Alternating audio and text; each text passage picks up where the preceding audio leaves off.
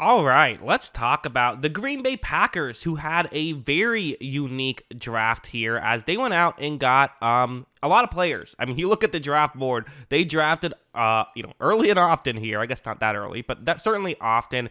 And anytime you have a draft board like this, it's always a good thing. Just you're getting that many darts, at the dart board, and not just that. I think people kind of forget you're also just getting more players, which means that you don't have to sign more undrafted free agents to play. You're getting guys that can play right away. 4 years of cheap production on everyone who can play. There's a lot of value in that. It didn't start off super strong for me. I did not love the Jordan Morgan pick. Just so you know what you're looking at when it comes to the chart next to me. First number is when they were drafted. Then the next number is going to be when they were projected to go. So Morgan was drafted 25th, was projected to go 36th. Then you have the name and the position. Morgan, what's going to happen with him? I will say this. The Packers are kind of one of those teams that you just, even though there are some issues, you do kind of trust they can fix those issues. So, it wasn't a prospect I loved entirely. There is some intrigue in him. I made a quick video on him right when he was drafted, explaining why I wasn't crazy about that pick. But I really liked a couple of their next picks. So Edgerrin Cooper, for example, is someone who I loved. I had a first-round grade on. Projected to go 45th. He went 45th. Hey, there you go. And they were kind of right on projections on the next 3 picks. Only 1 spot off for each of the next 3, interestingly enough. Cooper's, I think, could be a really good linebacker. He's going to be the Devondre Campbell replacement. And listen, will he be able to do that right away? I don't know. But this guy is really athletic and can really make some smart reads. Just a smart player. I think I projected him to go to the Ravens in round 1. I thought that would have been a great fit. But I think that, here with Green Bay is also a good fit. I think he can do a lot of really good things for them. And again, it's a position of need. And we'll get kind of more into that position of need in a second. But then they go out and get Javon Bullard, who's another guy where I'm like, I'm surprised.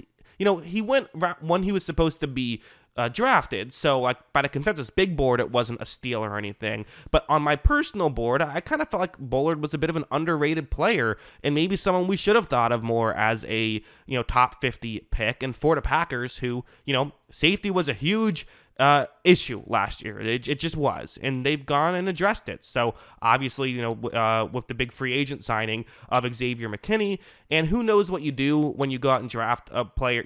What are you getting when you draft a player? But if Bullard can hit right away, you now have 2 good safeties, which could be awesome.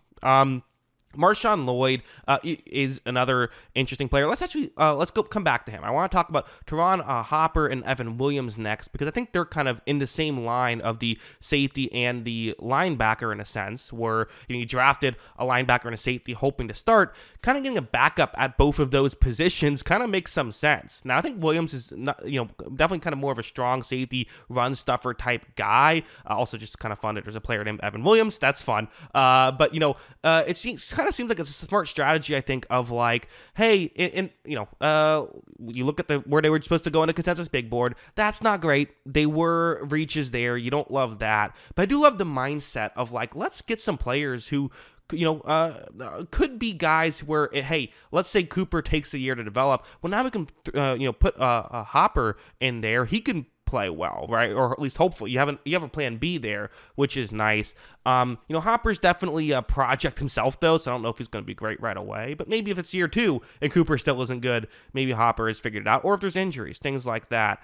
Definitely reaches on the consensus big board, which, again, just to kind of say it, for a guy like Evan Williams, projected to go early 100s, projected to go early 200s, goes early 100s, usually a guy like that plays like a guy who is projected to go early 200s. That's just usually how it works. But the Packers, again, do have a history of actually developing players really well. So sometimes there is reasons to go against it. The Packers are a team you can trust to some degree to go against it. Let's now circle back to Marshawn Lloyd, who's a player that, I like a decent amount. I think could be a really effective runner. And for a guy, they have Josh Jacobs, who really can be a 3-down back. So they don't need a running back. So I think that's going to be the criticism was this a great choice by that. Do you draft a running back ever, right? Like when do you draft a running back? That kind of stuff. They did, re-sign A.J. Dillon on top of it. But I don't know. I think he's a really good runner. Really good runner. There are some other issues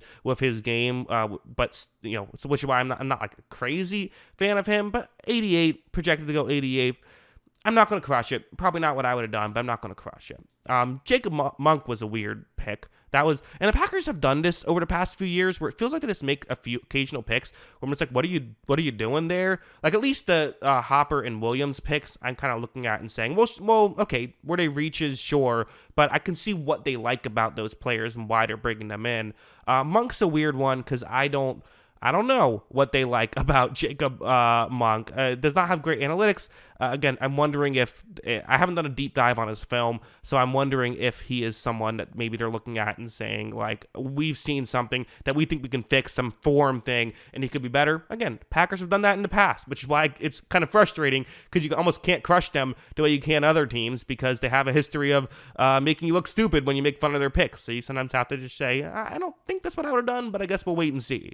We then have, I don't know how exactly say his name. I don't know if it's Chitin or Kitten Oladipo here, but I'm going to call him Kitten because that's more fun. But Oladapo, I'm not sure how to say either name. This is unfortunate, but he's actually a pretty interesting player. He might make me learn how to say it if he, because I could see him doing some interesting stuff. Now, there are some issues with his game. Like, does he have the long speed? Can he get, as a safety, can you get burned down the field type of stuff? And can you get over quick enough to make some plays? Is definitely a depth piece. That's what they're drafting him for. But, I think it's a smart player, and I do wonder if, they need him to come in as a backup. I think he could get his role down pretty quickly, even if he doesn't have a ton of reps in that area, which is kind of why I like this pick, even if, there's, potentially some, again, are there better players potentially? Yeah, probably. But at this pick, I think it's still a pretty good pick. And are there, I guess what I really mean is, are there more talented players? Yeah.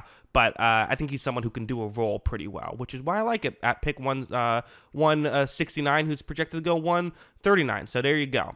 Travis Glover is another unique prospect, someone who, so he's, offensive lineman out of Georgia State. Not Georgia, has really good size, 330 pounds, 6'5", so definitely a guy who you don't expect to move around too frequently. And has another guy where he has some kind of technique issues, which the Packers have a history of fixing. So maybe they do that here. We'll see.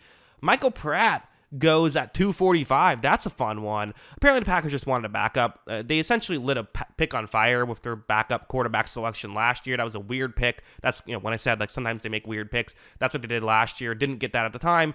Looks even worse now. But hey, don't double down on a mistake. That's fine. Let's get a guy like Michael Pratt. Basically at the end of the draft, let's just go out and find someone who can be hopefully a quality backup quarterback. Obviously, he's not going to be starting anytime soon. Then Kalen King finally at 255.